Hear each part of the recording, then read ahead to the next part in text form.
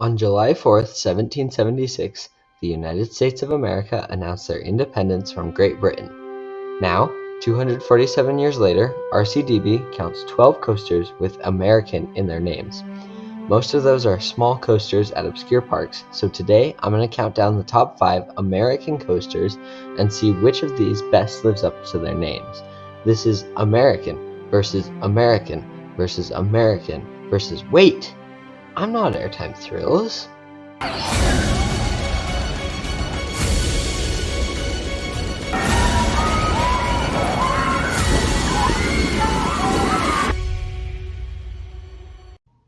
Number 5. Great American Scream Machine at Six Flags Great Adventure. A 173-foot tall, 7-inversion 1989 Aero Mega Looper. What more can I say? It sounds awful. They tore it out like over 10 years ago. I bet there was a reason. Does it live up to the American name? Well, it stands tall, has a red, white, and blue color scheme with red, white, and blue trains, but the ride experience was probably awful. Let alone Liberty, you might not even have a life after you ride this one. Number 4. American Eagle at Six Flags Great America.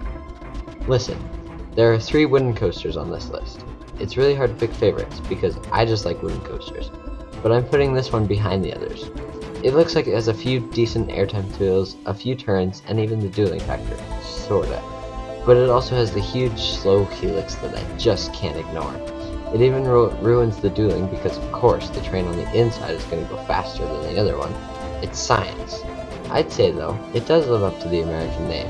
I mean, it's got some good, it's got some bad. We just have to live with the bad and focus on the good. Number 3. All-American Triple Loop at Indiana Beach. It's not even open yet, but it looks like a really good ride. It reminds me of a compact Schwarzkopf looper. Oh wait, it is! I've ridden one of those, Colossus at Lagoon. On paper, not really that awesome, just a few loops and some turns, but if it's anything like Colossus, it's going to be relentless with the positive Gs. Does it live up to the American name?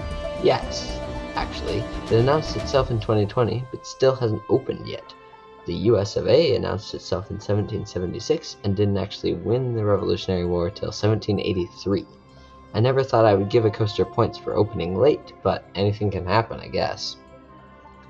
Number 2. American Thunder at Six Flags St. Louis. Back to the wooden coasters. I love wooden coasters. The general out of control, is this thing really safe, really, really, really loud sometimes experience. And GCI makes them twisty. I've ridden one GCI, Apocalypse at Magic Mountain, and it looks pretty similar to this. And I love Apocalypse.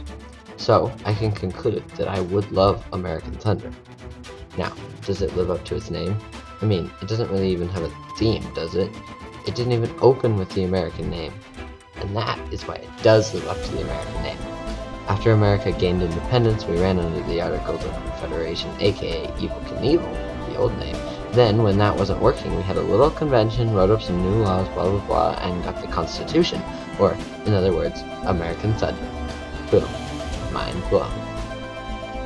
Number 1. Great American Scream Machine at Six Flags Over Georgia. Wait a second, didn't we already do this one? It was in last place, remember? Don't worry, this is a different one.